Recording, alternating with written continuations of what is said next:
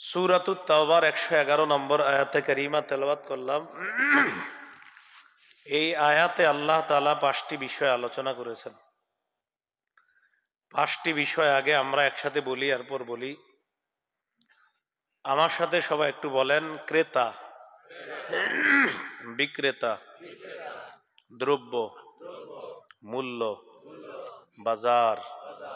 আবার ক্রেতা, বিক্রেতা, দ্রব্য, মূল্য, বাজার। ক্রেতা আল্লাহ,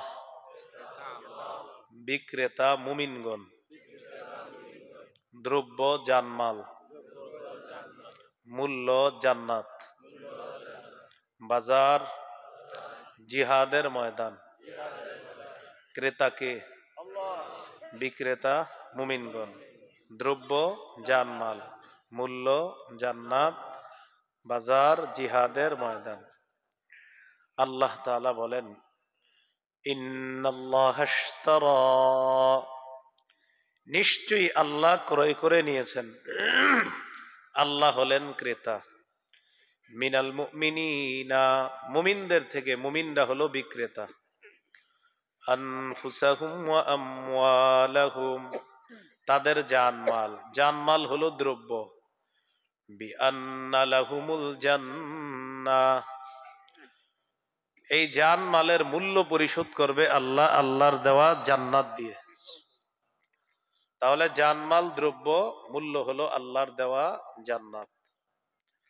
ইউকাতিলুনা ফি সাবিলিল্লাহি ফায়াকতুলুনা ওয়া ইউকতালুন, তারা আল্লাহর রাস্তায় লড়াই করবে, কাফেরদেরকে হত্যা করবে, তাদেরকে শহীদ করা হবে। এই হলো জিহাদের ময়দান, এটা হলো সেই বাজার। জিহাদের নিয়ত আছে সবার? জিহাদের নিয়ত না থাকলে মুনাফিকি মৃত্যু হবে। সহিহ মুসলিমের হাদিস, 1910 নম্বর হাদিস। قال رسول الله صلى الله عليه وسلم من مات ولم يغزو ولم يحدث به نفسه مات على شعبة من النفاق, কোন মুসলমান মৃত্যুবরণ করলো, জিহাদ করলো না অথবা জিহাদের নিয়ত করলো না, সে মুনাফিকি মৃত্যুবরণ করলো। নাউজুবিল্লাহ।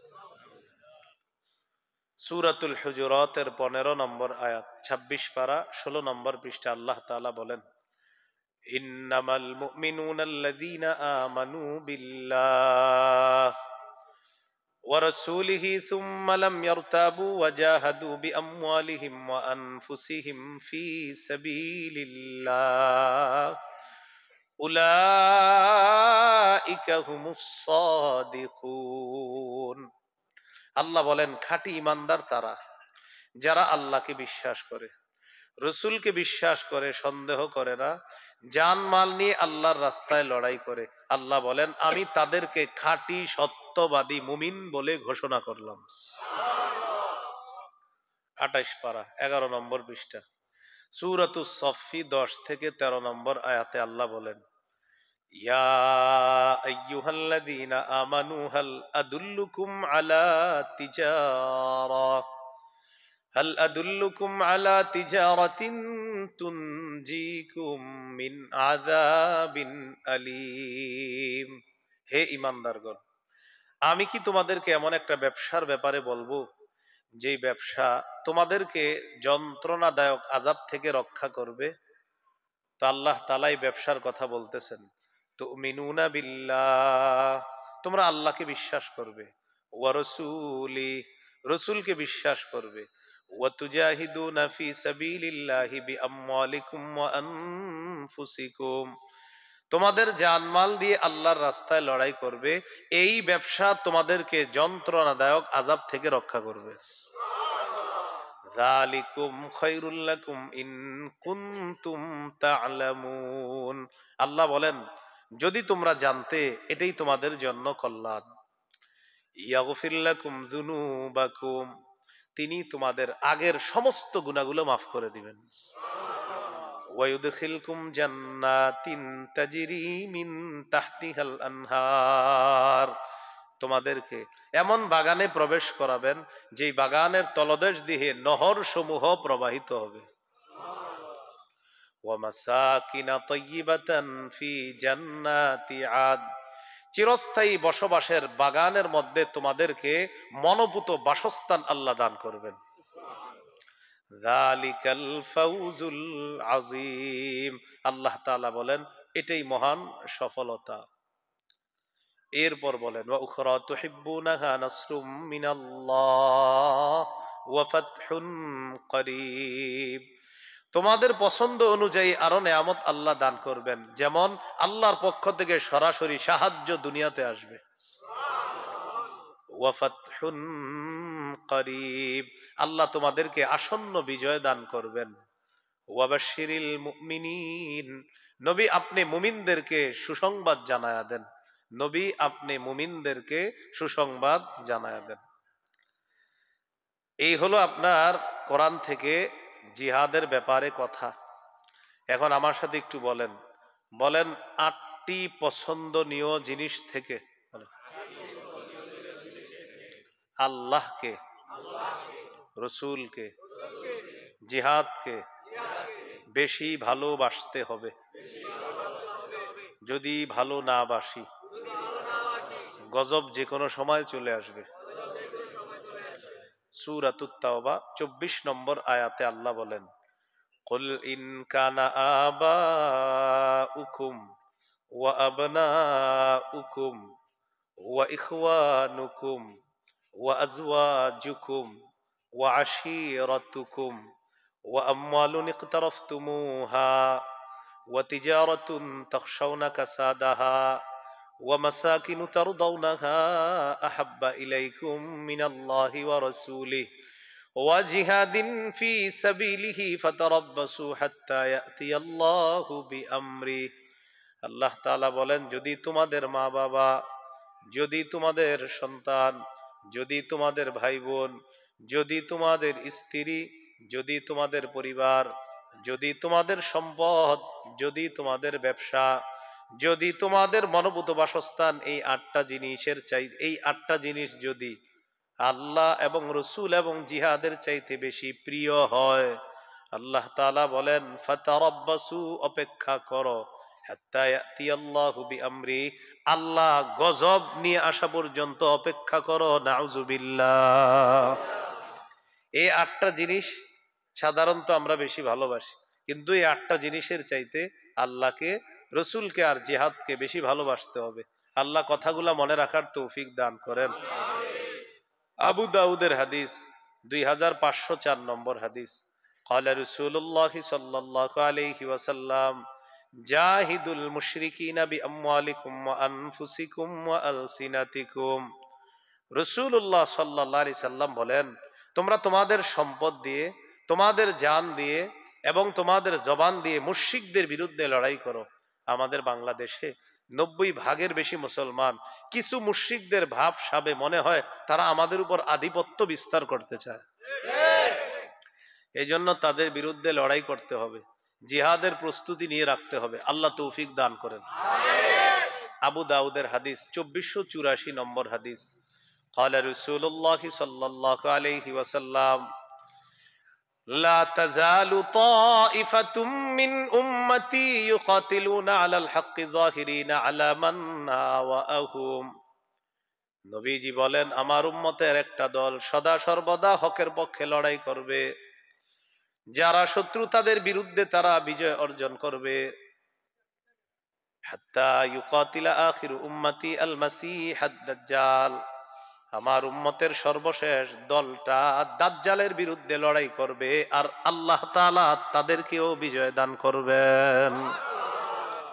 আবু দাউদের হাদিস 2532 নম্বর হাদিস, قال رسول الله صلى الله عليه وسلم, নবীজি বলেন সালাসাতুম মিন আসলিল ঈমান, ঈমানের মূল বিষয় হলো 3টি। বলেন ঈমানের মূল বিষয় কয়টি?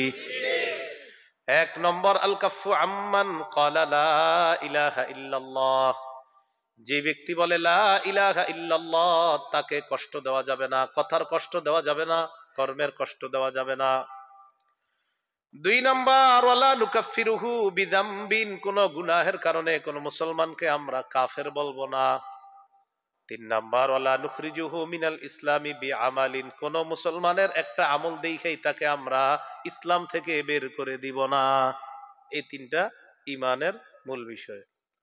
এরপরে আল্লাহ নবী বলেন, ওয়াল জিহাদু মাযিন মুনযু বাসানি আল্লাহ ইলা আইয়ুকাতিলা আখির উম্মতি আদ-দাজ্জাল। নবীজি বলেন, আমাকে আল্লাহ তাআলা যেদিন থেকে নবী বানিয়েছেন সেদিন থেকে জিহাদের বিধান বলবৎ আছে থাকবে। আমার উম্মতের শেষ দলটা দাজ্জালের বিরুদ্ধে লড়াই করা পর্যন্ত জিহাদের বিধান চালু থাকবে। লা ইউবতিলুহু জাওরু জাইরিন ওয়ালা আদলু আদিলিন, কোন জালেমের জুলুম আর কোন বিচারকের বিচার জিহাদের বিধান বাতিল করতে পারবে না। কোন বিচারক যদি রায় দেয় জিহাদ নিষিদ্ধ, মুসলমানদের দায়িত্ব কর্তব্য তারা পাল্টা বলা। কোন বিচারক যদি বলে জিহাদ নিষিদ্ধ, ওই বিচারক নিষিদ্ধ হয়ে যাবে। কারণ নবীজি বলছেন জিহাদের বিধান কোন বিচারক নিষিদ্ধ করতে পারবে না।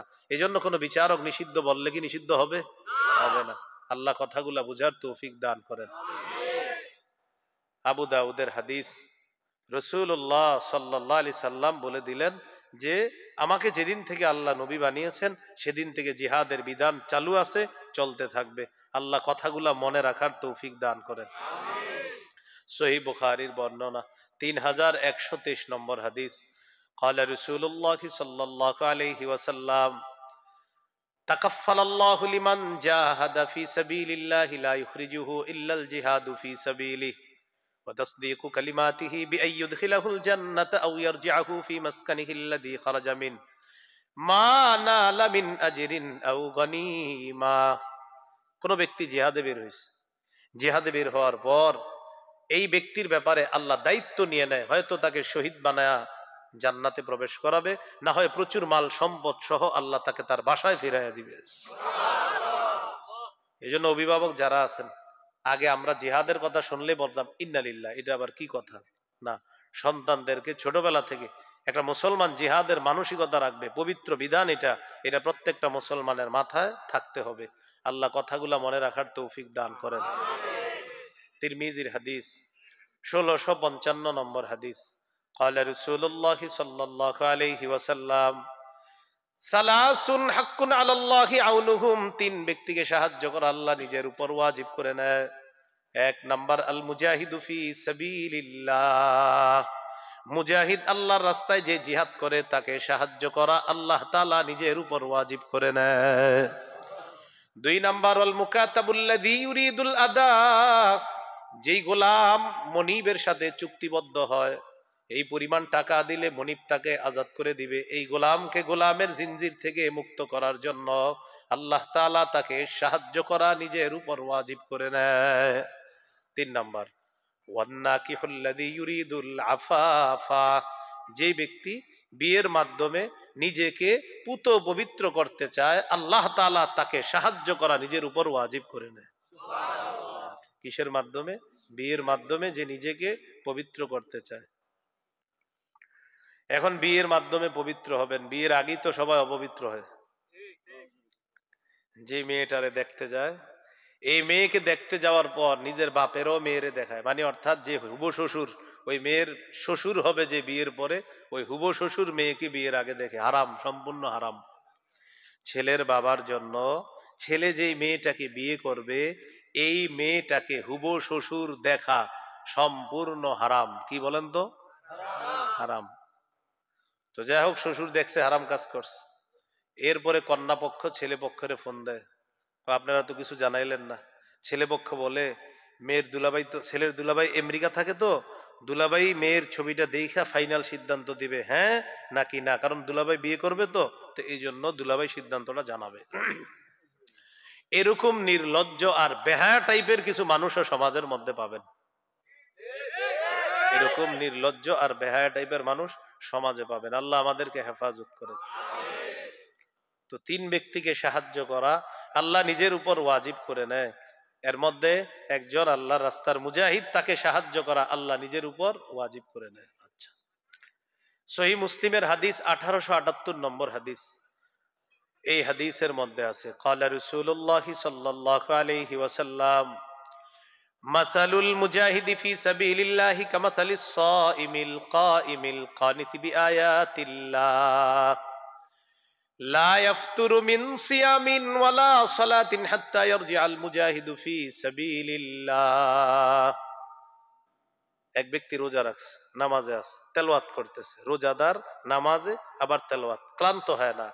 এই যে ক্লান্তিহীন রোজাদার, ক্লান্তিহীন নামাজরত ব্যক্তি, ক্লান্তিহীন তেলাওয়াতরত ব্যক্তি, এই ব্যক্তি নামাজ রোজা আর তেলাওয়াতের কারণে ক্লান্ত না হয়ে যে সওয়াব, মুজাহিদ আল্লাহ রাস্তায় পা রাখার সাথে সাথে ক্ষণে ক্ষণে তার আমল নামায় আল্লাহ সেই সওয়াব দিতে থাকেন না। প্রচুর আওয়াজ, আল্লাহ মাফ করো। আবু দাউদের হাদিস 1449 নম্বর হাদিস। এই হাদিসের বর্ণনাকারী আব্দুল্লাহ ইবনে হুবশিগিল খাসামি রাদিয়াল্লাহু তাআলা তিনি বলেন, আন্না রাসূলুল্লাহি সাল্লাল্লাহু আলাইহি ওয়াসাল্লাম সুইলা আইয়ুল আমালি আফজালু ইয়া রাসূলুল্লাহ। এক ব্যক্তি আল্লাহর নবীকে প্রশ্ন করলেন, ইয়া রাসূলুল্লাহ, আল্লাহর কাছে সবচেয়ে শ্রেষ্ঠ আমল কোনটি? নবীজি বললেন, তুলুল কিয়াম, লম্বা সময় নামাজে দাঁড়িয়ে থাকা। সুবহানাল্লাহ, লম্বা সময় নামাজে দাঁড়িয়ে থাকা শ্রেষ্ঠ আমল। এই জন্য জোহরের সুন্নত পড়বেন 4 রাকাত 2 মিনিটে 3 মিনিটে। মসজিদে ঢুইকা দেখে ঘড়িতে আছে আর 2 মিনিট, জোহরের কয় মিনিট? হ্যাঁ, আল্লাহ আকবার বলবে এবং সে বাপের বেটা হয়ে আপনাকে দেখাই দিবে 2 মিনিটে কমপ্লিট প্যাকেজ 4 রাকাত কিভাবে পড়া যায় একদম। এবং পড়ার পরে আবার দেখবেন না এরকম করে তাসবিহ সব ইত্যাদি পড়ার পর আপনারে বুঝাবে, পারলে তুমি দেখাও 2 মিনিটে 4 রাকাত, দেখো আমি দেখাই দিছি। তো এই জাতীয় মুসল্লি আপনারা পাবেন ইনশাল্লাহ, কালকে থেকে তালাশ করবেন, পেয়ে যাবেন। আইসা দেখছে 2 মিনিট, আল্লাহ আকবার। আপনি কেমনি 2 মিনিটে বললেন 4 রাকাত? তুলুল কিয়াম, লম্বা সময় দাঁড়ানো। আব্দুল্লাহ ইবনে ওমর রাদিয়াল্লাহু তাআলা আনহুমা বলেন, কোন ব্যক্তি যখন নামাজে দাঁড়ায়, নবীজি বলছেন, উদিআত জুনুবুহু বাইনা কাতিফাই, তার গুনাহগুলা তার 2 কাঁধের মাঝে রাখা হয়। কুল্লামা রাকা আও সাজাদা, যখনই সে রুকু করে সিজদা করে, তাসাকাতাত আনহু, তার রুকু সিজদা করার সময় গুনাহগুলা ঝরে পড়া শুরু হয়। এরকম যদি করেন তো গুনাহ ঝরে পড়বে কিভাবে? রুকুতে গেছে, আল্লাহু আকবার, সুপ সুপ বুঝেননি? সুবহানা রব্বিয়াল আযীম, এই পুরা বাক্যে সিন হলো একবার। সুবহানা রব্বিয়াল আযীম পুরা বাক্যে সিন কয়বার? তো উনি 3 বার যে বলল আল্লাহু আকবার, অর্থাৎ উনি সু সু সু 3 বার মানে যে আমি সুবহানা রব্বিয়াল আযীম 3 বার বলে ফেলছি। নিষেধ। সহিহ বুখারীর 757 নম্বর হাদিস। এক সাহাবীকে রাসূল সাল্লাল্লাহু আলাইহি সাল্লাম নামাজ শিখাইয়া দিছে। 1 রাকাত শিখাইয়া বললেন, তুমি সব রাকাতগুলা এইভাবে পড়বা, তাহলে এটার নাম হবে নামাজ। সুবহানাল্লাহ। মনে থাকবেন ইনশাআল্লাহ। আল্লাহ মনে রাখার তৌফিক দান করেন। নবীজিকে বললেন, হুজুর কোন আমল আল্লাহর কাছে শ্রেষ্ঠ? নবী বললেন, লম্বা সময় নামাজে দাঁড়িয়ে থাকা। এটা কি কাল? সহিহুত তারগিব 630 নম্বর হাদিস।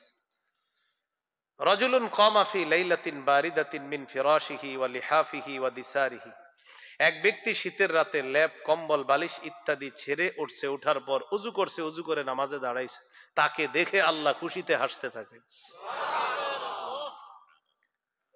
মাজমাউজ জাওয়ায়েদ হাদিসের কিতাব 2 নম্বর খণ্ড 258 নম্বর পৃষ্ঠা। এক ব্যক্তির সুন্দরী বিবি আছে, ওয়াল্লাযী লাহু ইমরাআতুন হাসানাতুন ওয়া ফিরাশুন লাইয়িন, সুন্দরী বিবি আছে, নরম বিছানা আছে। তো বিবির দিকে তাকায় দেখে বিবি ঘুমায়, আশেপাশের মানুষগুলা ঘুমায়। আওয়াজটাই তো নিয়ন্ত্রণে আসতেছে, আস্তে আস্তে কমতেছে। আওয়াজ যত কমে আমার এত ভালো লাগে, আওয়াজ যত কমে কি লাগে? আমার ভালো লাগে। যেমন আপনারা কর্তৃপক্ষ আর যারা আছেন আপনারা কথা না, আওয়াজ যত বেশি হবে উত্তর পাড়ার সাথে আমার কম্পিটিশনটা তখন ঠিক হবে, এরকম। তো প্রিয় চান্দিনাবাসী, আমারা দাওয়াত দেওয়ার আগে মনে রাখেন কিন্তু এই মনিটর টনিটর রাখা যাবে না আমার বয়ানে, এগুলো রাখা যাবে না। আগের দিনের মাহফিলের সিস্টেম করতে হবে। আগের দিনে হইতো না, মুরব্বীরা চুপচাপ বৈশা বৈশা ওয়াজ শুনতো, এই সাধারণ টাইপের মাহফিল করতে হবে। এরকম মাইক লাগায় পুরো এলাকাবাসীর কিন্তু রমজান মাসে কঠিন নিয়ম আসতেছে, ওই নিয়ম পালন করলে মাহফিলে যাব, নাইলে নাই। এর মধ্যে একটা নিয়ম হবে, পিছন থেকে 2টা হরন সামনের দিকে দিবেন, এই পিছন থেকে 2টা হরন থাকবে সামনে। আর এই বক্স টক্স যা আছে সব এগুলো আমার মাহফিলে থাকবে না, রাখলেও বন্ধ থাকতে হবে। আর 50টা মাইক লাগাবেন আর বলবেন যে অমুকে লাগাইছে 60টা, আমরা 50টা। আমার সময় অন্তত আপনি 4টা রাইখা বাকি 46টা বন্ধ রাখতে হবে। এরকম যদি পারেন তাহলে দেখবেন সহজে পেয়ে যাবেন। আর যদি এরকম না পারেন, 14 গোষ্ঠী মিলেও আমার আনা যাবে না মাহফিলে। এই জন্য খুব মাথায় রাখতে হবে, মাহফিলের ক্ষেত্রে পাবলিকের কষ্ট হবে এমন কোনো কাজ করা যাবে না, এই জন্য এটা মাথায় রাখবেন। তো এক ব্যক্তির সুন্দরী স্ত্রী আছে, নরম বিছানা আছে। এই ব্যক্তি রাতের বেলা দেখে তার স্ত্রী ঘুমায়, তখন সে চিন্তা করলো আমি একটু তাহাজ্জুদ নামাজ পড়ি। অজু করে নামাজের মধ্যে দাঁড়াইছে, ইউহিব্বু ওয়ায়াস্তাবশিরু ওয়ায়াদহাকু, আল্লাহ এই ব্যক্তিকে ভালোবাসে, তার প্রতি খুশি হয়, তাকে দেখে আল্লাহ হাসতে থাকে।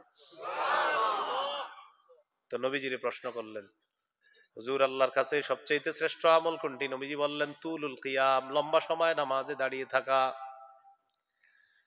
কিলা ফাআইয়ুস সাদাকাতি আফযালু ইয়া রাসূলুল্লাহ, আল্লাহর কাছে সবচাইতে শ্রেষ্ঠ সদকা কোনটি? নবীজি বললেন জাহাদুল মুকিল্লি, কোন ব্যক্তি উপার্জন করে, কষ্ট করে উপার্জন করে, কষ্টার্জিত উপার্জন, সারা মাস কষ্ট করার পর মাস শেষে বেতন পায়, পাওয়ার পর সামান্য সৎকা করে, এই সৎকাটা আল্লাহর কাছে শ্রেষ্ঠ সৎকা বলে গণ্য হয়ে যায়।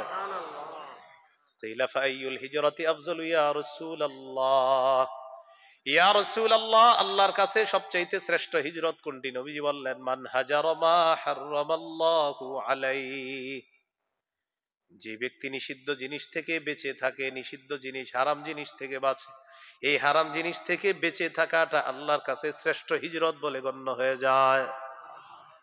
কিলা ফাআইয়ুল জিহাদি আফযালু ইয়া রাসূলুল্লাহ, আল্লাহর কাছে সবচাইতে শ্রেষ্ঠ জিহাদ কোনটা?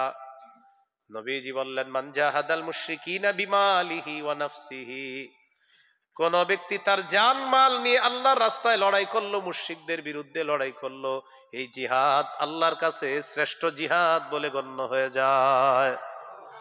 এবার প্রশ্ন করলেন ফাআইয়ুল কতলি আশরাফু ইয়া রাসূলুল্লাহ, হুজুর কোন শাহাদাতটা সবচাইতে শ্রেষ্ঠ মর্যাদাপূর্ণ? নবীজি বললেন মান উহরিকা দামুহু ওয়া উকিরা জাওয়াদু, যাকে জিহাদের ময়দানে শহীদ করা হয় আর তার ঘোড়াটাও নিহত হয়, এই ব্যক্তির শাহাদাত আল্লাহর কাছে শ্রেষ্ঠ বলে গণ্য হয়ে যায়। শাহাদাত বলেন কি? নতুন একটা আলোচনা এসে গেল। তাহলে গেল জিহাদের ময়দান, জিহাদ, এখন আস্তে আস্তে জানলাম শাহাদাত। তো শাহাদাত বরণ করতে হলেও জিহাদের ময়দানে যেতে হবে। সহিহ মুসলিমের বর্ণনা 1909 নম্বর হাদিস, বিশ্বাস পৌর এলাকা থেকে এক ব্যক্তি নিয়ত করছে, আল্লাহ আপনি যদি আমারে কখনো তৌফিক দেন আমি শহীদ হবো, আল্লাহ সত্যি আমি শহীদ হবো, এরকম নিয়ত করছে। قال رسول الله صلى الله عليه وسلم من سأل الله الشهادة بصدق بلغه الله منازل الشهداء وإن مات على فراشه, কোন ব্যক্তি নিয়ত করছে আল্লাহ আমি সত্যি শহীদ হব, আপনি আমার যদি তৌফিক দেন, এই ব্যক্তি যদি তার ঘরের বিছানায় মারা যায় আল্লাহ তাকে শহীদদের মর্যাদায় পৌঁছায় দেবে। তাহলে শহীদ হওয়ার নিয়ত আছে ইনশাআল্লাহ।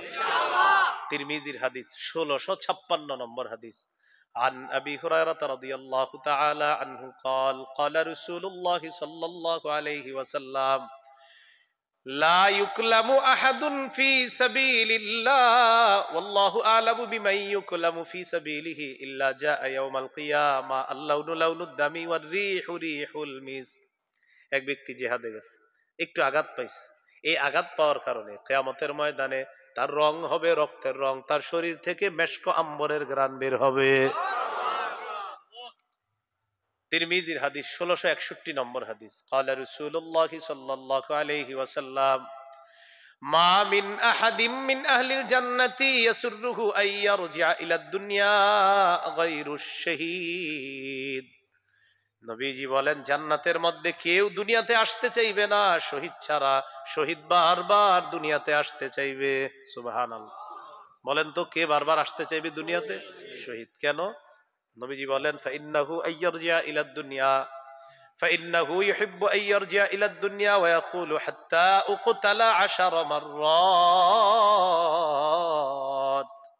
শহীদ বলবে আমি দুনিয়াতে যাব, যাওয়ার পর আমাকে শহীদ করা হবে, আবার জিন্দা করা হবে, আবার শহীদ করা হবে, এইভাবে 10-12 যদি আমাকে শহীদ করা হয়, এর পরেও আমি চাই আবার আমি শহীদ হব, কারণ আল্লাহ শহীদের যে পুরস্কার দিয়েছে আমি শহীদ হয়ে বারবার আল্লাহর কাছ থেকে এই পুরস্কার নিতে চাই।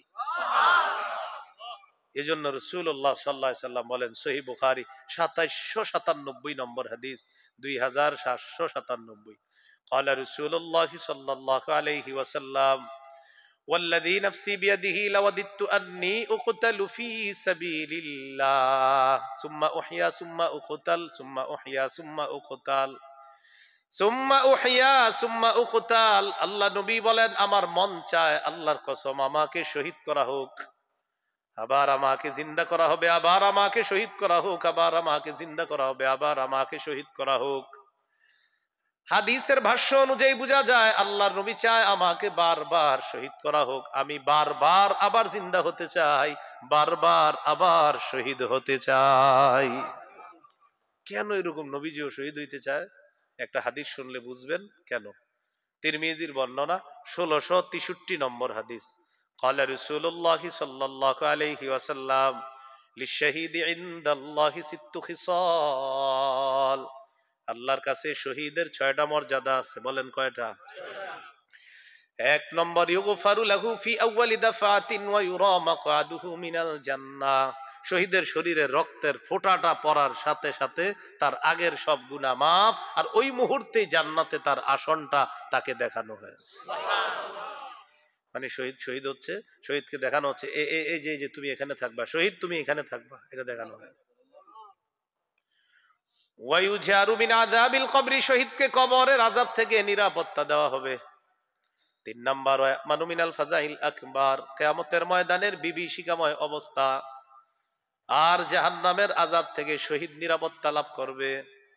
4 নাম্বার, ওয়ায়ুদউ আলা রাসিহি তাজুল ওয়াকারিল ইয়াকুতাতু মিনহা খায়রুম মিনাদ দুনিয়া ওয়া মা ফিহা।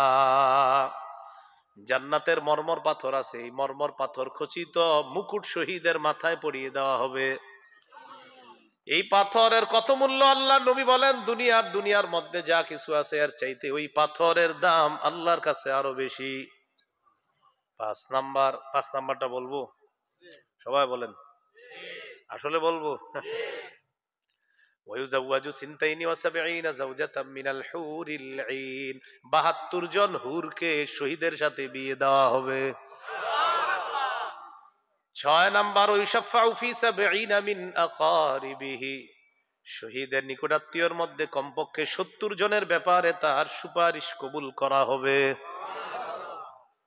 কয়জনের ব্যাপারে? 70 জনের ব্যাপারে তার সুপারিশ কবুল করা হবে। আল্লাহ আমাদেরকে এই কথাগুলা মনে রাখার তৌফিক দান করেন। আবু দাউদের হাদিস 2520 নম্বর হাদিস, 2520 নম্বর হাদিস। عن عبد الله بن عباس رضي الله تعالى عنهما قال قال رسول الله صلى الله عليه وسلم لما أصيب إخوانكم بأحد جعل الله أرواحهم في جوف طير خضر। নবীজি বলেন, উহুদের যুদ্ধে তোমাদের ভাইরা যখন শহীদ হয়ে গেল, তোমাদের ভাইদের আত্মাগুলা আল্লাহ তাআলা সবুজ পাখির পেটের মধ্যে ঢুকিয়ে দিছে। সবুজ পাখির আত্মাগুলা তোমাদের ভাইদের পেটের, ওই তোমাদের ভাইদের আত্মাগুলা সবুজ পাখির পেটে আল্লাহ দিয়ে দিছে। তারিদু আনহারুল জান্নাহ, ওই পাখিগুলা জান্নাতের ঝর্ণার উপর উড়ে বেড়ায়। ওয়া তাকুলু মিন সিমারিহা, জান্নাতের ফলমূল খেয়ে বেড়ায়। ওয়া তা'ওয়ি ইলা কানাদিলা মিন যাহাবিন মুআল্লাকাতিন ফি জিল্লিল আরশ, আরশের ছায়ায়। কি বলেন তো? আরশের ছায়া। ফানুস আছে, স্বর্ণের ফানুস, এই ফানুসের মধ্যে গিয়ে ওই শহীদরা বসে যাবে, পাখিগুলা বসে যাবে। বসার পর তারা আপোষের মধ্যে খোশ গল্প শুরু করবে। শহীদরা আপোষের মধ্যে বৈশা গল্প করা শুরু করছে। ফালাম্মা ওয়াজাদু তিবা মাকালিহিম ওয়া মাকিলিহিম ওয়া মাশরাবিহিম, শহীদরা দেখলো তাদের মনোভূত খাদ্য, মনোভূত পানীয়, মনোভূত বাসস্থান যখন তারা পেয়ে গেল, শহীদরা আপোষের মধ্যে বলা বলি করবে, মাইয়ুবাল্লিগু আন্না ইখওয়ানানা, আচ্ছা আমরা যে এত নেয়ামতের মধ্যে আছি, আমাদের এই কথাগুলা দুনিয়াতে কে জানায়া দিবে যে আমরা এত আনন্দের মধ্যে আছি? আন্না আহইয়াউন নুরজাকু, আমরা জীবিত আর আমাদেরকে রিজিক দেওয়া হচ্ছে, তো এই কথাগুলা কে বলবে দুনিয়াবাসীকে? এটা শহীদরা বলতেছে। কেন? লিআল্লা ইয়াজহাদু ফিল জিহাদি ওয়ালা ইয়ানকুলু ইনদাল হারব, যেন দুনিয়ার মানুষগুলা জিহাদের প্রতি অনাগ্রহ না দেখায় আর অলসতা না করে। আল্লাহ তাআলা জবাব দেয়, আনা উবাল্লিগুহুম আনকুম, আল্লাহ বলেন, ও শহীদরা, তোমাদের ব্যাপারটা আমি দুনিয়ার মানুষদেরকে জানায়া দিব। তখনই আল্লাহ তাআলা আয়াত নাজিল করলেন, সূরা আলী ইমরানের 169 নম্বর আয়াত আল্লাহ নাজিল করলেন, ওয়ালা তাহসাবান্নাল্লাযীনা কুতিলু ফী সাবিলিল্লাহি আমওয়াতা বাল আহইয়াউন ইনদা রাব্বিহিম ইউরযাকুন। আল্লাহর রাস্তায় যারা শহীদ হয়ে গিয়েছে তাদেরকে তোমরা মৃত মনে করো না, বরং তারা জিন্দা, তারা জীবিত, তাদেরকে আল্লাহর কাছে রিজিকের ব্যবস্থা করা হয়।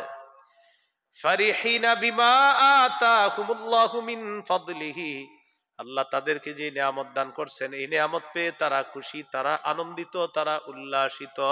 আল্লাহর নিয়ামত পেয়ে শহীদরা খুশি। তো শহীদদের এই কথাটা আল্লাহ আমাদেরকে জানায়া দিছেন। এই হলো শহীদ হওয়া। আল্লাহ সকলকে শাহাদাতের তামান্না দান করেন। গেল জিহাদের ময়দান, এরপর গেল জিহাদ, এরপর গেল শহীদ হওয়া। এখন আমরা যে শহীদ হব জিহাদের ময়দানে, নেতৃত্ব দেওয়ার জন্য একজন নেতা দরকার। কি দরকার? নেতা। কেমন নেতা দরকার বলেন আমার সাথে? আল্লাহ। এমন একজন শাসক আমাদেরকে দান করেন, যেই শাসক দেশের নেতৃত্ব দিবে, জিহাদেরও নেতৃত্ব দিবে, এমন একজন শাসক আপনি দান করেন। সূরা হজের 41 নম্বর আয়াতে আছে ওই শাসক কেমন হবে, মন দিয়ে শুনেন।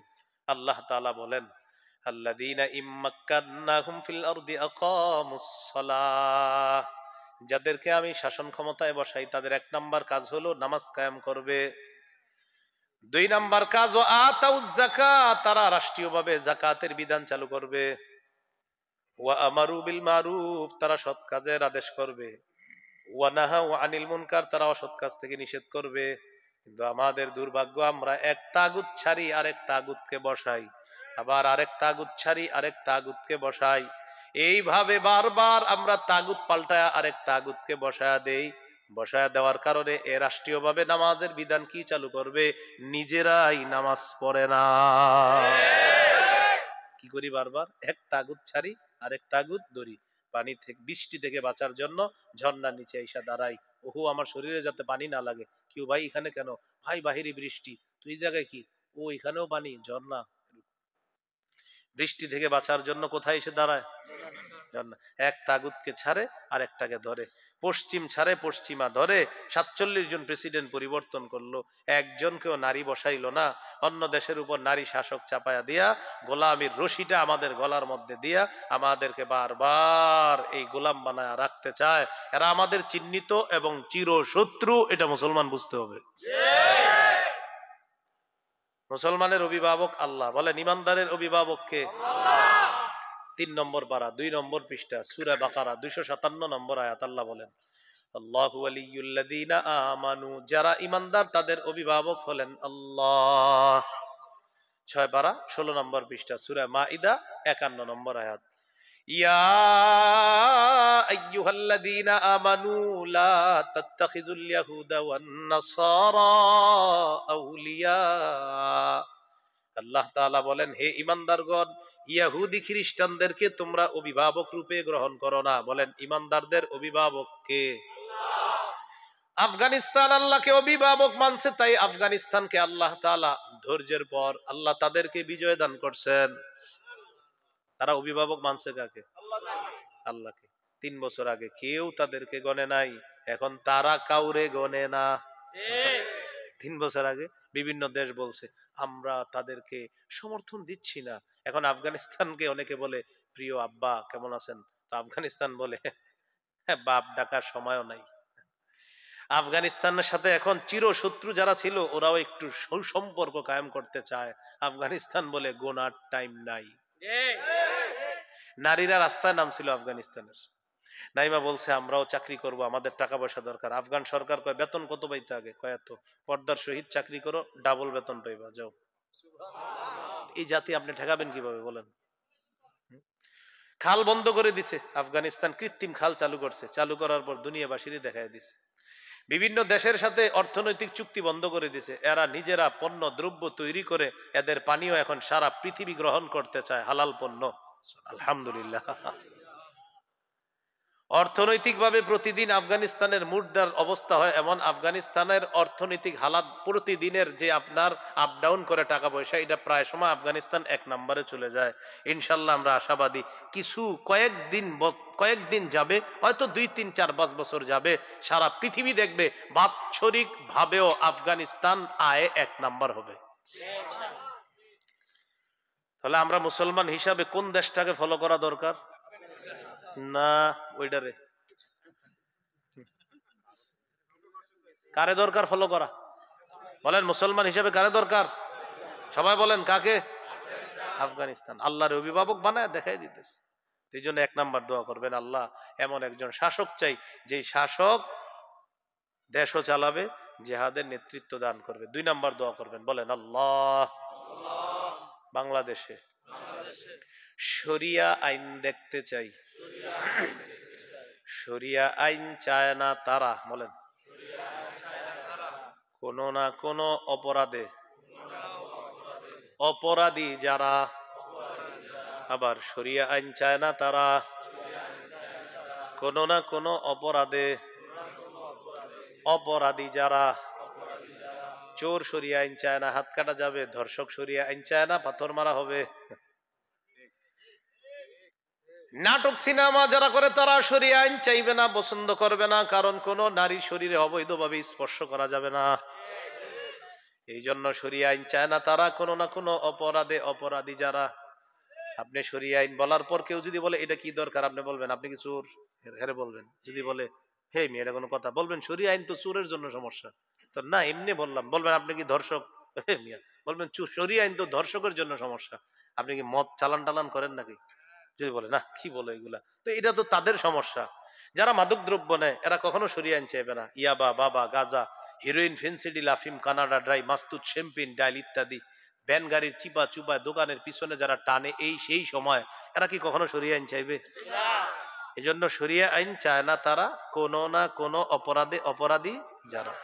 তাহলে আল্লাহর কাছে 2 নাম্বার দোয়াটা করবো, আল্লাহ শরিয়া আইন চাই। 3 নাম্বার বলেন আল্লাহ কিয়ামতের আগে, আবার বলেন, আবার বলেন, এই কিয়ামতের আগে আবার বলেন, জোরে বলেন, আর কোন নারী শাসক চাই না। কি শাসক?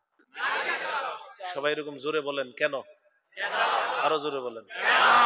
قال رسول الله صلى الله عليه وسلم لا يفلح قوم ولوا امرهم امرأتان। বুখারীর বর্ণনা, আল্লাহ নবী বলেন ওই জাতি কিছুতেই সফল হবে না যেই জাতি তাদের নেতৃত্বে কোন নারীকে বসায় দেয়,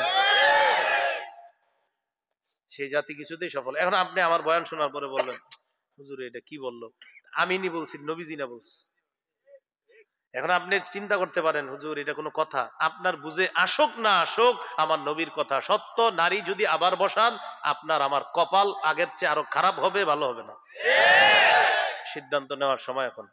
আর কত ভুল করবেন? এজন্য ছোট থেকে বড় সব পদে ইসলামী মাইন্ডের আল্লাহওয়ালা, যার কলবের ভিতরে তাকওয়া আছে, এই জাতীয় মানুষগুলাকে দায়িত্ব দেওয়ার চেষ্টা করি। প্রত্যেক মানুষ তার ন্যায্য অধিকার সঠিকভাবে ফিরে পাবে।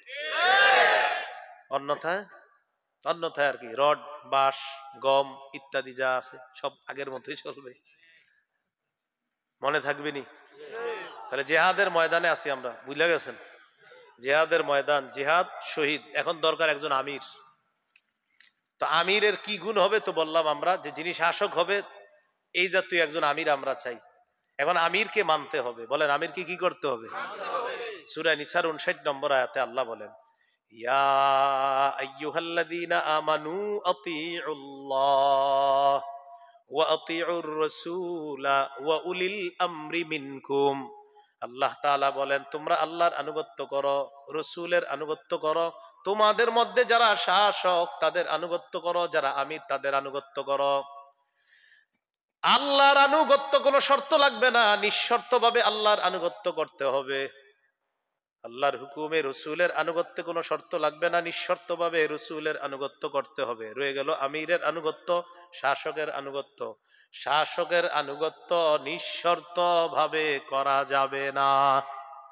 আমিরের আনুগত্য এতাত এতাত এতাত কিয়াত, তা নিঃশর্ত ভাবে করা যাবে না। আমির যদি নাফরমানির কথা বলে, আমির যদি গুনাহের কথা বলে, কোরআন সুন্নাহর আজাইরা অপব্যাখ্যা দেয়, এই আমিরের কথা শোনাও যাবে না, মানাও যাবে না, চাই সে অটো আমির হোক। এই আমিরের কথা শোনাও যাবে না, মানাও যাবে না। সহিহ বুখারীর বর্ণনা ৭১৪৪ নম্বর হাদিস। قال رسول الله صلى الله عليه وسلم السمع والطاعة على المرء المسلم فيما أحب وكره ما لم يؤمر بمعصية।